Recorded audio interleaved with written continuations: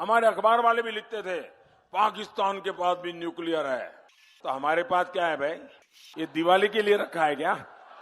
आपके prime minister की एक वीडियो जो है बहुत वायरल हो रही है पाकिस्तान के मीडिया और सोशल मीडिया पर।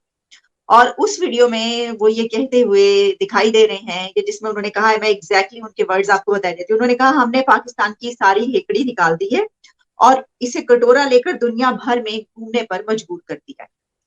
हमने पाकिस्तान की सारी हेकड़ी निकाल दी, उसे कटोरा लेकर दुनिया भर में घूमने के लिए मैंने मजबूर कर दिया है। दोस्तों, ये कहते हैं ना कि इंसान की जो औकात होती है, क्या वो आड़े आ जाती है कि हम इंटरनेशनल अफेयर्स में, इंटरनेशनल अफेयर्स भी वो कि जिसका बराह रास्त ताल्लुक हमसे होता है, हमसे ही पूछे बगैर फैसले कर दिए जाते हैं। कि अब दुनिया को ये समझ लेना चाहिए कि पाकिस्तान तन्हा नहीं है। एक जानिब पाकिस्तान है जो चंद अरब डॉलर्स के लिए IMF की तरफ उम्मीद भरी नजरों से देख रहा है, चीन और सऊदी अरब जैसे दोस्त ममालिक की तरफ देख रहा है। पाकिस्तान के वजीर खजाना रोज उम्मीद लगाते हैं कि इस हफ्ते कहीं से पैसे आ जाएंगे। हम तो ये समझ रहे थे कि हम खुद ही इतने नाअहल हैं, इतने निकम्मे नल्ले सबके सब जो है वो 75 ईयर्स में जो है कुछ कर ही नहीं सके। हमें पता ही चला ये तो साजिश जो है वो आपकी तरफ से हो रही है। सर, इतना बुरा किया क्यों किया फिर हमारे साथ आपने ऐसा?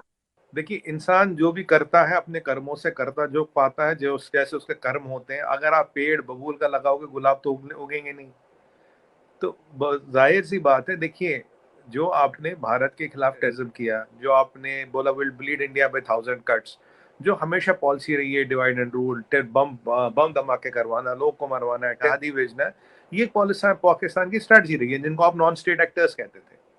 अब ये जब चीजें हुई तो आपका नारा था will bleed India by 1000 cuts, हमारा नारा था विल डिप्लोमेटिकली आइसोलेट पाकिस्तान। हमने बोला विल डिप्लोमेटिकली आइसोलेट पाकिस्तान, पर हमने कोई हार्म करने नहीं किया। We are not trying to harm Pakistan, but हाँ, डिप्लोमेटिक आइसोलेशन में आप बहुत ज्यादा आइसोलेट हो गए, क्योंकि आपकी फॉरेन पॉलिसीज कॉम्प्रोमाइज्ड, आपकी फॉरेन पॉलिसीज कॉम्प्रोमाइज, आपकी इकोनॉमिक पॉलिसीज कॉम्प्रोमाइज, आपका इकोनॉमिक विजन नहीं है, आपका कोई ब्लूप्रिंट नहीं है। आपके 5 साल का ऑब्जेक्टिव क्या, अगर मैं आपसे पूछा जवाब नहीं दे पाएंगे। 10 साल का ऑब्जेक्टिव क्या, नहीं पूछूंगे। अगर मैं बोलूँ 11 इंडस्ट्री ऐसी बताइए जिसकी दुनिया को जरूरत है पाकिस्तान के लिए, आप नहीं बता पाएंगे।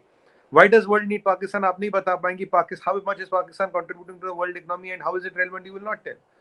आप ये जो जबरदस्ती उम्मा के लीडर बनते हैं, भाई हम उम्मा के लीडर है, हमारा सारा, हम इस्लामिक वर्ल्ड के डिफॉल्ट लीडर है।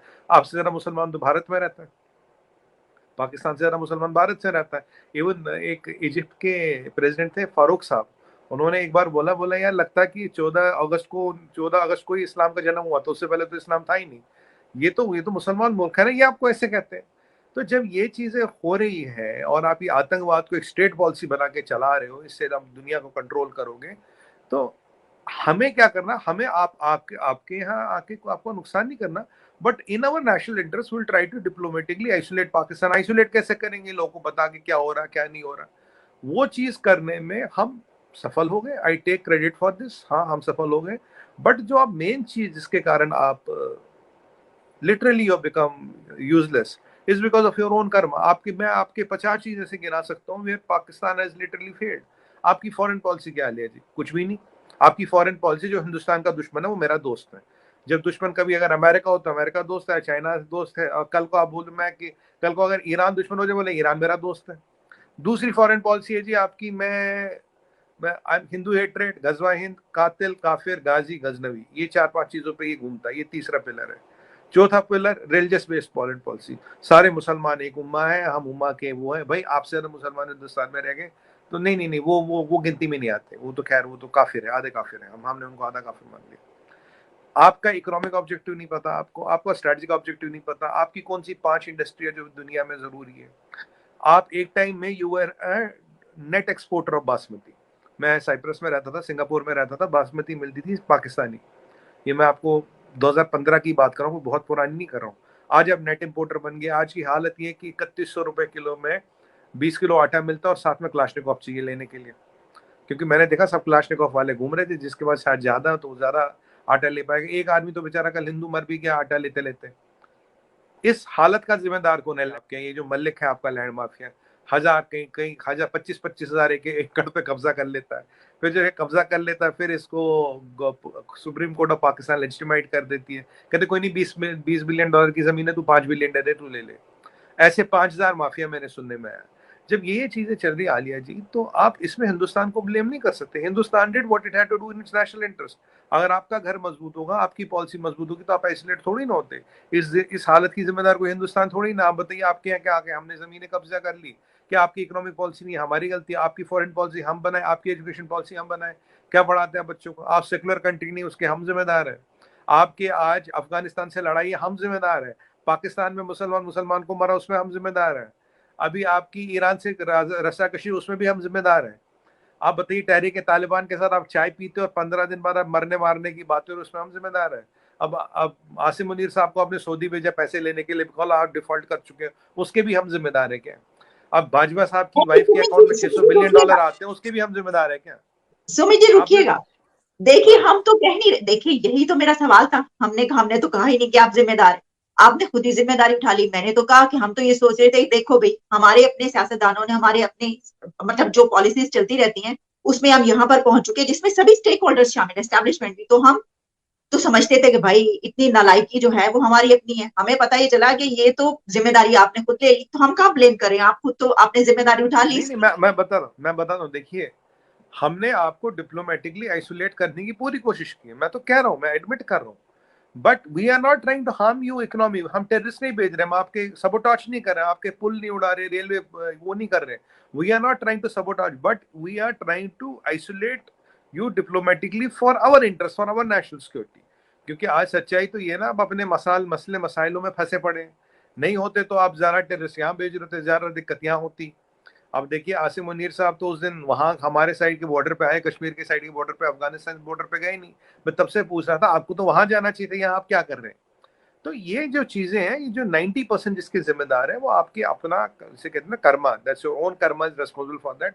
हाँ, 10% हमारा डिप्लोमेटिक आइसोलेशन वगैरह काम कर गया, but 90% whatever is happening to Pakistan, whatever is happening to people of Pakistan, the establishment of Pakistan and the government of Pakistan is responsible. क्योंकि देखिए, एस्टेब्लिशमेंट जब प्राइम मिनिस्टर बनाता है, प्राइम मिनिस्टर फेल होता तो आप तो उसको फांसी पे चढ़ा देते हो कि भाई तू फेल हो गया। बट जो बनाने गिराने वाला एस्टेब्लिशमेंट, उसकी कोई जिम्मेदारी नहीं।